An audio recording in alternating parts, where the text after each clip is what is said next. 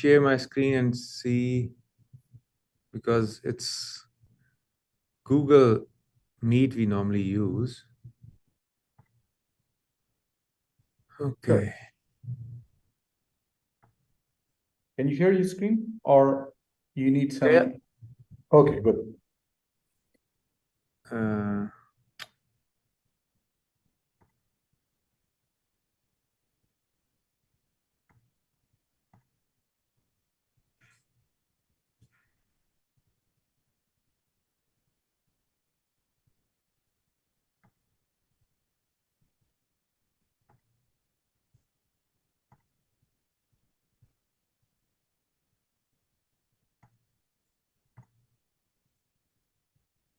Can you see my screen? Yep. And the presentation? Yes, I can see the red hats. Okay, that's good.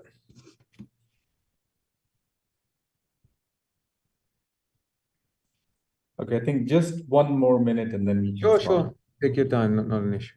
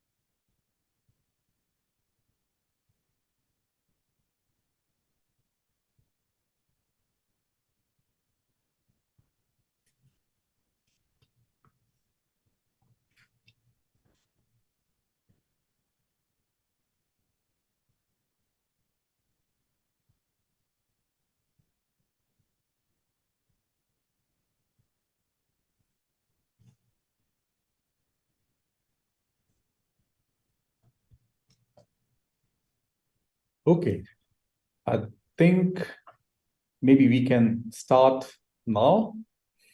Okay. Okay, so Assalamu alaikum, everyone. Thank you very much for joining another very interesting Emumba Tech Talk. Before we jump into the topic description, let me introduce our distinguished guest. I'm extremely happy and excited to have Syed Ali Javed with us, who is a technology sales expert at RedHat UAE. Previously, Ali worked for PIFRA, PDCL, Cisco, and IBM, and finally landed to Red Hat in various different roles. Today, he will be sharing the strategy and vision of hybrid cloud, which is being adopted by tech giants like IBM and Red Hat. In addition, we will be also discussing the questions like why hybrid cloud? Why hybrid cloud with OpenShift? Probably what could be the exit strategies for companies using one or more cloud platforms? Why even to think about hybrid cloud approach right now? I think, yeah, from here onward, I need to give the stage to Ali to continue our discussion about this topic. So over to you, Ali. Thank you so much, Fahad, for inviting me to this tech talk. I'm very glad to be here with you guys. Quick of introduction about myself. Ali Javed. I am sales manager for OpenShift technology, basically, which is one of our key, you can say, product in app platform. As Fahad mentioned, I was working with PTCL, and then, I mean, to be honest, I'm very proud that back in 2008, 9, 10, 11, I was the product owner for public clouds, which PTCL has now. And before me, there was no concept of, you can say, PTCL hosting applications for enterprises in Pakistan. And then afterwards, we helped many other service providers within Pakistan to develop a cloud strategy, starting with Jazz and a couple of other vendors, right? So I'm playing with cloud technologies all through my career. And in Red Hat, moving from IBM is a great what we call experience I am experiencing right now working with open source software world. This is very much important to understand that what value open source world bring to enterprises. Previously, I think if we talk about a couple of years back, let's say 4 or 5 years back, there was some misconceptions around open source, which I believe in the modern multi-cloud world have been addressed, and every segment, every customer in every segment is adopting open source technologies to create innovations. Uh, what we believe that Red Hat is now one of the most important partner for enterprise customers when we talk about innovative ideas and modern applications. When we talk about modern applications, there are some jargons we normally use, which are microservice-based applications, which are cloud-native applications. But what we have experienced in last, you can say, 7 to 8 years, that the scale up and scale down kind of features which born in the cloud companies enjoy, enterprises which have their own data centers or which have some workloads being utilized as a SaaS, software as a service, or if they are using some infrastructure as a service from these cloud providers, still not being able to scale and get the benefit of a cloud native architecture. Mainly because what we believe applications, which normally an enterprise, when I say enterprise, it includes government sector, telco, banks, and each and every organization. Because we are living in an app-based economy. As you all know, that no business run without an application.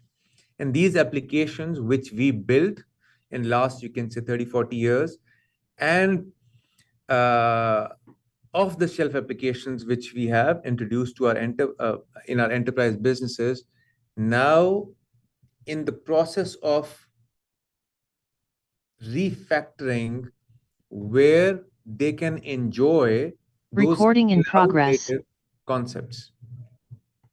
Those cloud-native concepts are very much important to understand, and how the open source community in the world can fuel this big change. It's a big change. Trust me on this. We've been doing software development and software utilization, or you can say using those software in the last 30, 40 years uh, in an architecture which sometimes was suited for that particular application, but not suited to scale at the pace which we are seeing these days, right? Each one of us have a mobile phone and 3 or 4 gadgets, and we consume most of our services through those mobile devices. So there is a big change coming up, and Red Hat, if not the most important partner, is one of the most important partners for enterprise customers. Okay, I need to use this. So what, I mean, I'll try to create a story so that when we leave this half an hour or 40-minute session, we should have some questions answered in our heads, right? That why would first we work with Red Hat? Why we work in a open source development model and why Red Hat as a company uh, is so much in the news these days because there are so many jargons going on, cloud, multi-cloud, AI, machine learning, when we talk about this tech world. So what IDC says that what we have been doing around applications in past 40 years, just imagine 750 million more applications would be launched in another 3 years. The data which we are analyzing at the moment in the data center, 50% of data will be at edge. We need those tools and technologies to process that data at the edge and get value out of it. We believe that 95% of the applications will be microservice-based applications. I'll touch base on microservice architecture in my future slides, but what I'm trying to build here is that we are sitting on a, we can say, on a verge of a big change. That big change is how we write these modern applications and how we are going to manage these modern applications in the multi-cloud world. Right. So again, that concepts of using a multi-cloud strategy with all the has been there from last 5 years, but the success rate, what all the big enterprises believe is not there because of this big giant monster we call a legacy software.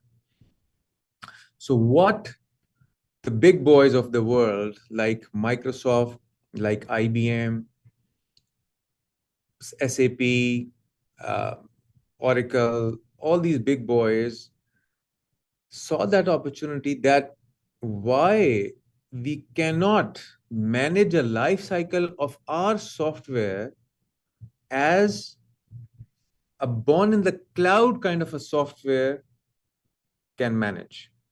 When we say born in the cloud means there, just take an example of Uber or take an example of any born in cloud like WhatsApp and Facebook, that if they want to open up their business in one country, in some clicks, they can take millions of users.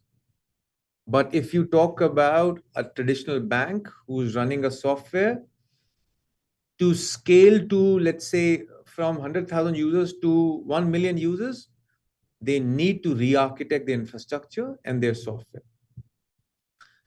And it takes ages. And when we say ages, sometimes 3 years, 5 years. I'm engaged in many banks in Pakistan at the moment, and those transformation projects are 3 years to 5 years of a timeline.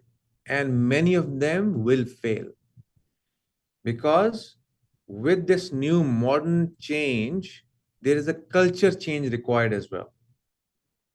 So this big monolithic application, what happened, is now in the process to be divided into small individual microservices.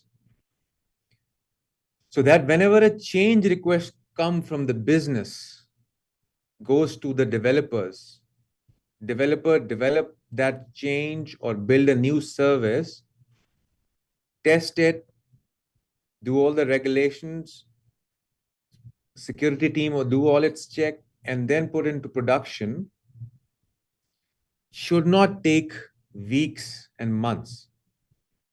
That change can come in the morning, can be developed in the afternoon, can be tested in the evening, should be up and running by night, right? So these life cycle has improved a lot in terms of generating revenue for those business users. One, we have dissected that big monolithic legacy software into small microservices. Small microservices, again, are giving that kind of a cloud-like experience to these enterprise softwares For example, in banking, we talk about core banking software. One of a big, let's say in Pakistan, I'm engaged in many customers when we talk about core banking is around software. Temenos. Temenos is one of the key software, core banking software, digital banking software manufacturer. And they are in process to deploy their new versions in a cloud native architecture so that they can move faster. They can customize according to that particular bank, build it, deploy it in the shortest possible time. And if there is a bug, if there is a patch, if there is an upgrade required for that stability, we should be able to do it faster rather than, let's say, taking months and months to deploy that. The architecture, which we talk about, that microservice architecture, where this big monolithic application is divided into small chunks, that microservice, the life cycle of that microservice is easy to manage. You don't have to compile the big software altogether at once and then test it and then put it in production. You can have those small microservices to be developed and deliver faster. And they are easy to manage, easy to be stable if they are unstable, easy to be fixed, and easy to scale out. And when we say scalability, scalability can be on premise or on any cloud. So the concept of develop once and run anywhere is now achievable, what I would say, right? Previously, I'll touch base on those points as well, that why in previous monolithic world, it was hard to manage, right? So if we talk about only one application, sometimes an enterprise says, okay, I'll live with it because it's a big change coming. But if you see in a bank or in a telco or in a government sector organizations, we are talking about hundreds of applications. We are no longer working around 1, 2, 5, or 10 applications. We are talking about hundreds of applications. And those applications to manage in a legacy architecture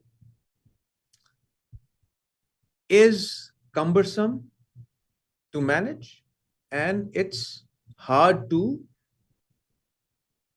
deliver on time when we talk about our requirements from the business users. And of course, the time is money, as we all say, right?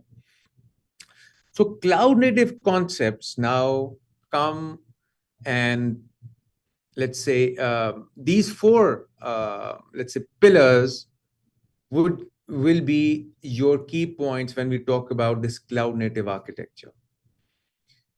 Microservice, the big monolithic application into small piece of codes. DevOps, that how quickly we can develop and then deliver using those tools in an open source world, right?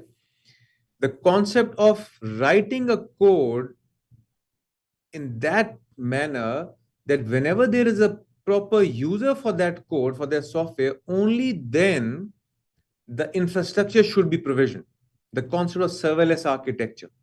We build an application, it's sitting over there. Whenever a user requests, only then that application is going to get resources. So it will bring the cost down, and this architecture would help spinning up those resources and spinning up those services at that speed which is acceptable from the customer side. And containers, we all have, let's say, seen the, let's say, move from bare metal to virtualization. And in those virtualization world, we used to have a guest and host operating systems, and we thought that it's going to save a lot of money in terms of, let's say, consolidating the hardware. But what we have seen is, rather than consolidating hardware, our cost of operation has increased. Why? Because instead of 2 or 3 or 5 applications, we are using hundreds and sometimes thousands of applications. So the concepts has to change, and we need to get rid of that monolithic architectural mindset where that one application is running on those VMs, and VMs which are heavy, let's say, components in an IT infrastructure should be dissect into smaller chunks. Nowadays, we call it containers. And in a container, you will see that small microservice with all of its dependencies, libraries, and binaries coupled together in a very lightweight container, which is now easy to move anywhere. Very important to understand. In a multi-cloud environment, in a multi-cloud architecture, now because of containers and the serverless architecture, we've been able to give that confidence that they can run a proper multi-cloud environment. Okay, so now when we say containers, one big name just comes up, what we call Kubernetes, right? We all believe in 2015, Google, Red Hat, and some other, let's say, contributors agreed on that Kubernetes is, you can say, the orchestration layer de facto for your containers. But what we have experienced in last 8 to 9 years, that running Kubernetes alone to manage your containers is not enough. We need many, many tools to develop that application in an architecture and then run that application in our data center environment. So what we require a platform rather than a Kubernetes engine. So the best, what we believe, concept to working with an open source company is that an enterprise can give feedback that my requirements are around, for my application requirement are these, and we need these tools which are available in an open source world to be integrated, tested, certified for this environment, and so that I can consume those open source tools with confidence in my enterprise. So all this, what we call initiatives, gave the birth for an OpenShift platform. So today, as I mentioned earlier, my role is to manage OpenShift sales all across MENA. My first challenge to, let's say, cover in my customers' perception is that we need runtime for my containers, which can be cryo podman, right? We need Kubernetes, and that's it.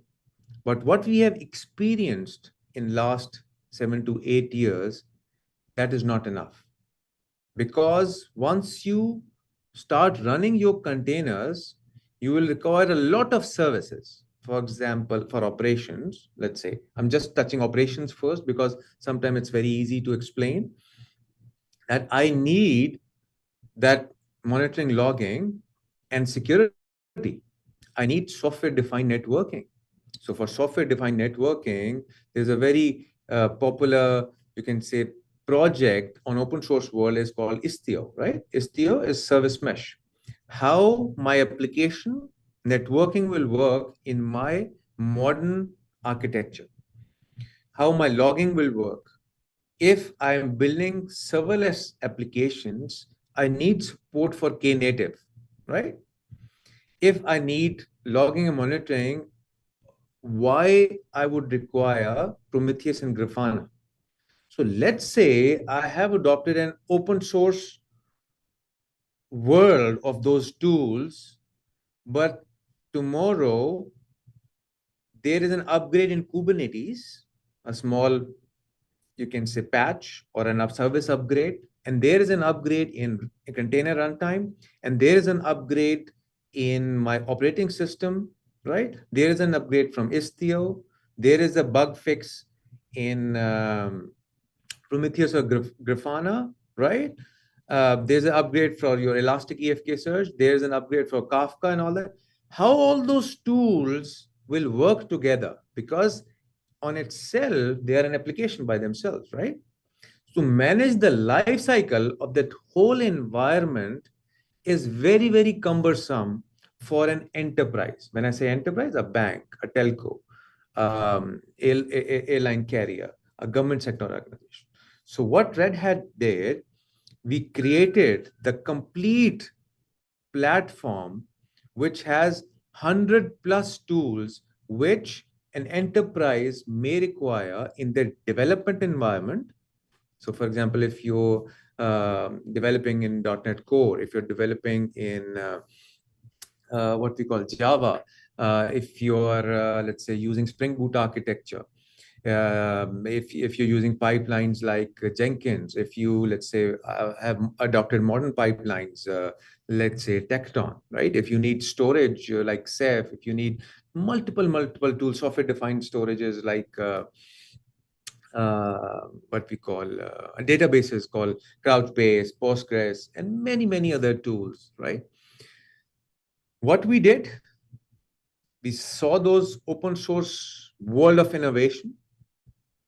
We combined them in one platform, and we manage the life cycle of the whole platform, so an enterprise can use the modern architecture to develop your application and run it everywhere. Very important to understand that OpenShift is not only Kubernetes. It is a complete platform which is a bundle, certified, tested, hardened platform. And now the question is, do we really need a hybrid cloud platform? Can we just not work only with Kubernetes and Docker containers? Yes, you can do that if you have one application, two applications.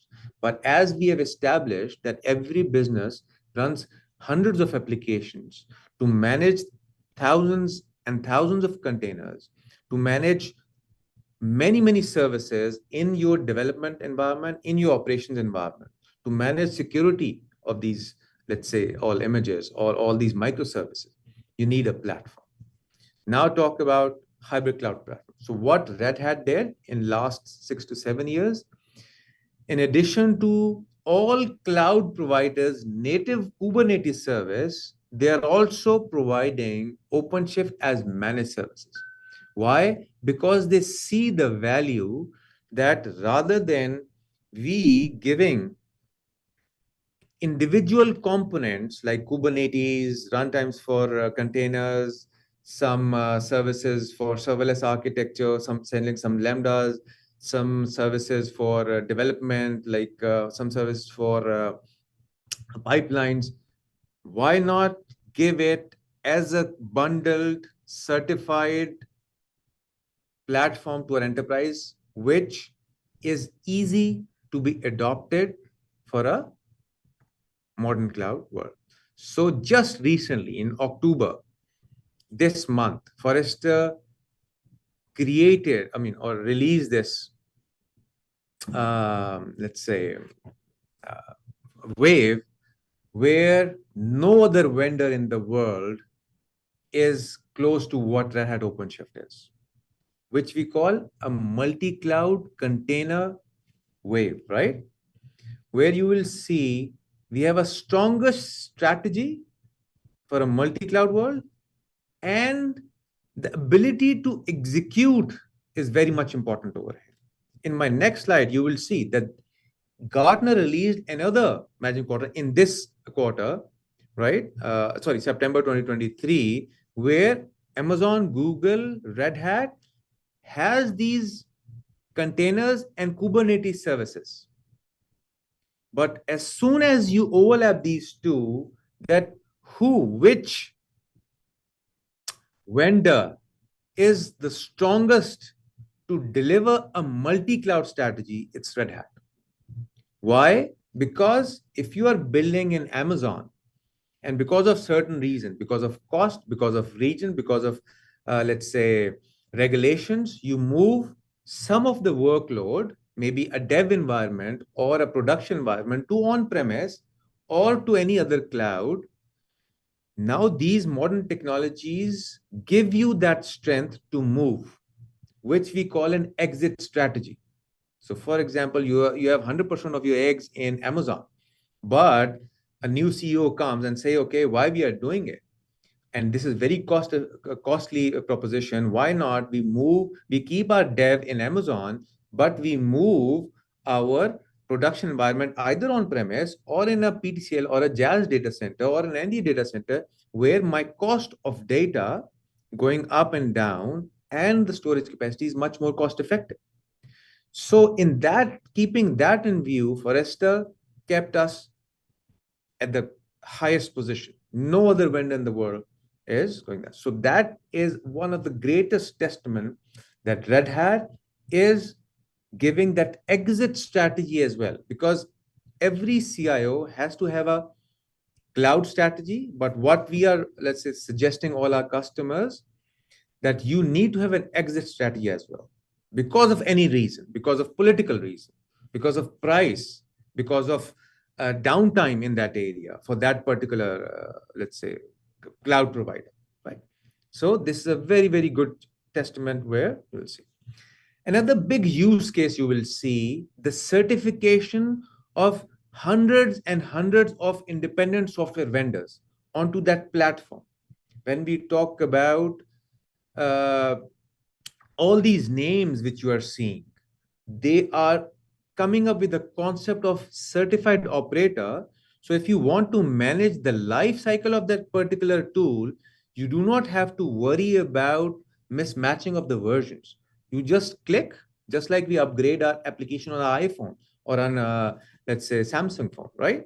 We do not worry about that this application will fail with this version of OS we are running, right? So the concept of certified operator, so the concept of develop anywhere and deploy anywhere with that confidence that this application is certified, tested onto the platform. This is just another example we were discussing with one of the customer. I went in there, I say, are you developing some software? They say, yeah, we are developing, and we are, let's say, buying so many off-the-shelf application as well. So we went there, we have a discovery workshop, and we found out they have these 1, 2, 3, 4, 5, 10, 15 applications already certified to run on OpenShift. So they do not have to worry about that certification angle when they are adopting this new architecture, which we call cloud native, right? So I'll just take one more minute and I'll finish. This is my last slide. Again, Red Hat is now one of the most important partner of the enterprise world in this modern cloud native architecture. We have hundreds and hundred use cases. And this platform, which we call OpenShift, is now certified with thousands and thousands of vendors. And it's not only hardware and software vendor, it's hardware vendor as well. As I mentioned many names in my slides, I've mentioned all the cloud providers, Azure, Amazon, Google. OpenShift is there as managed service as well.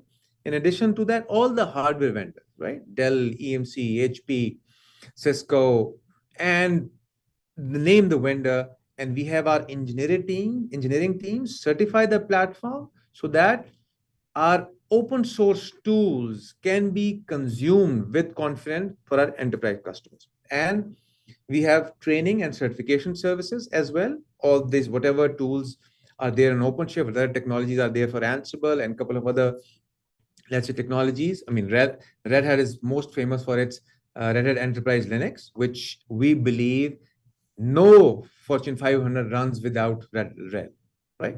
And all those certification and all that give a very, very strong proposition to, let's say, adopt this cloud native architecture with confidence in your enterprises.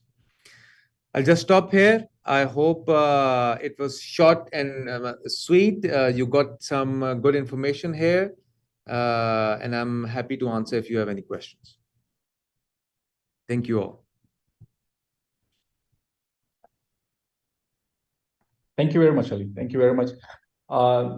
So if anyone has any question, So we planned the session for 30 minutes, but I think if we take 5 minutes per question, that would be very interesting for all of us. So I hope Ali can spare 5 minutes to address any of the questions if any of you have. Yeah.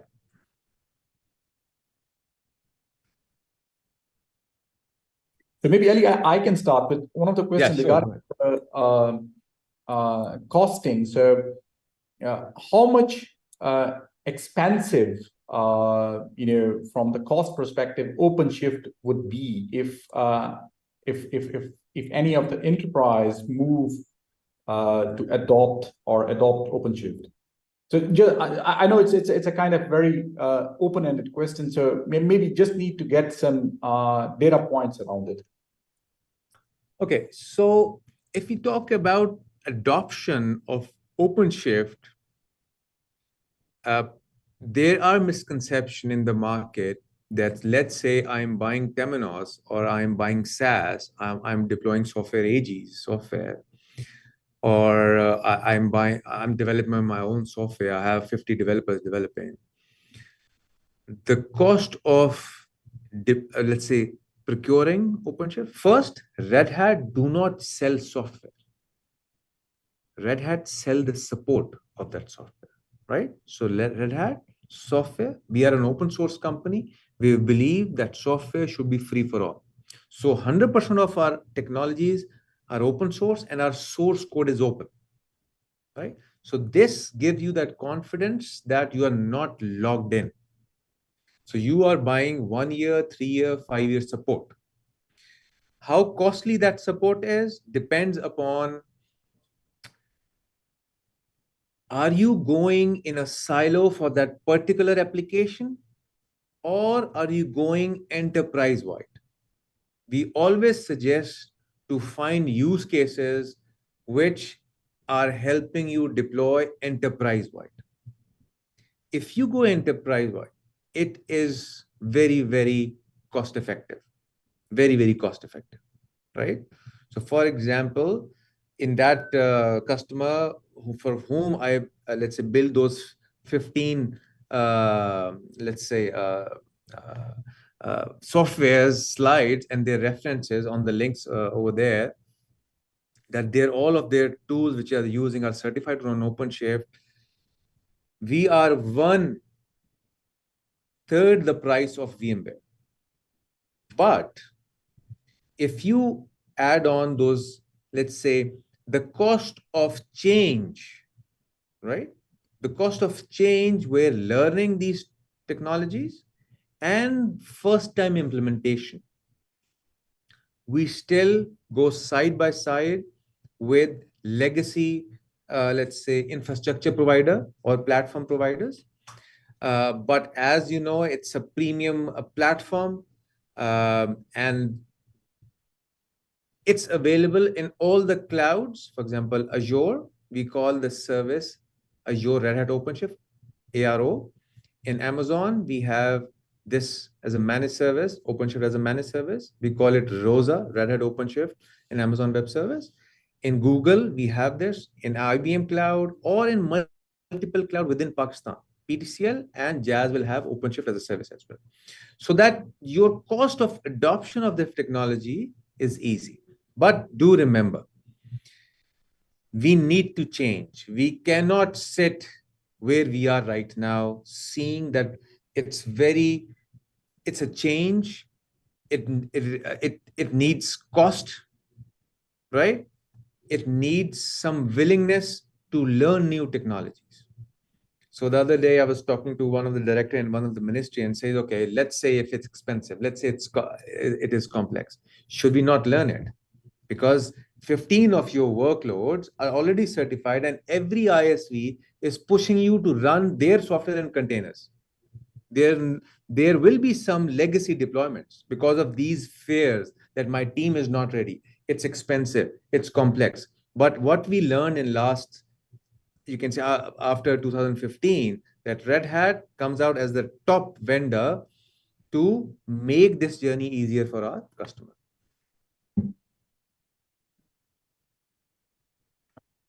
Thank you, Alan. I have a question here. Sure, go ahead. Okay, so do you think that OpenShift could be like an overkill for like smaller applications? Because smaller applications usually do not require a lot of resources to deploy and run. But Yes, since OpenShift is like a whole platform, unified platform that comes, battery included. So for smaller applications, like it has been experienced that, you can be better off with, just Kubernetes deployment and not an OpenShift because it can be like crazy expensive for smaller applications. I agree. I So agree. Yes, you're very right. For smaller applications, we do have a very plain vanilla Kubernetes engine as well. We call it OKE, OpenShift Kubernetes Engine, which is a very, very cost effective. You can a starting a point for an enterprise, which which in which that very lightweight software can run in a very cost effective manner. What we have seen, for example, now OpenShift comes in three flavors. OpenShift Kubernetes Engine, very lightweight, very, very cost effective, right? Just imagine that you are what we call it minusing the operating system layer, minusing the virtualization layer, because OpenShift is the new operating system. It has its own operating system, which is Core OS. It's a flavor of RHEL, Red Hat Enterprise Linux.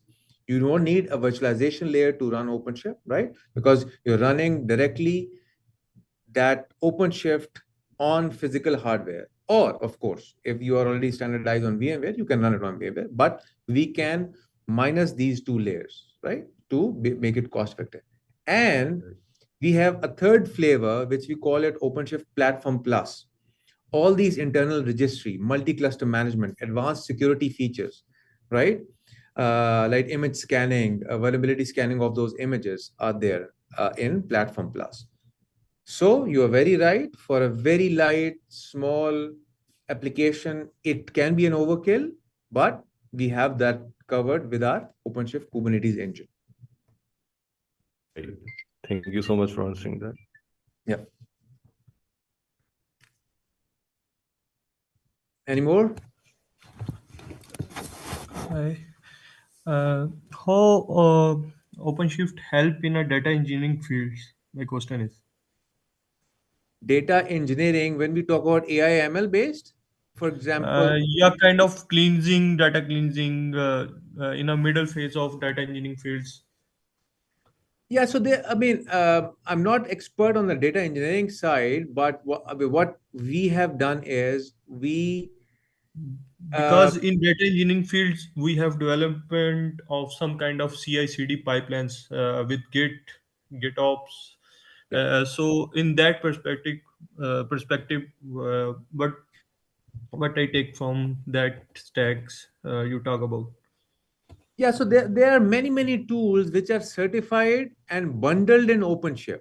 For example, if you're talking about those pipelines, if you're running Jenkins or Tekton, this is part of OpenShift.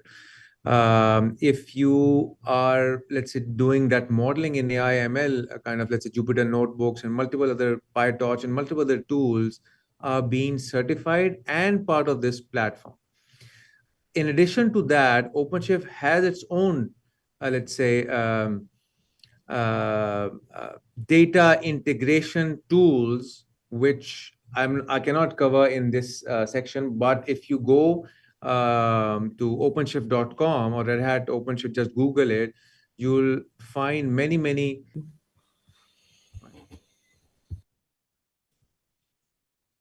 So Fahd, thank you for your time. I need to enter into another call.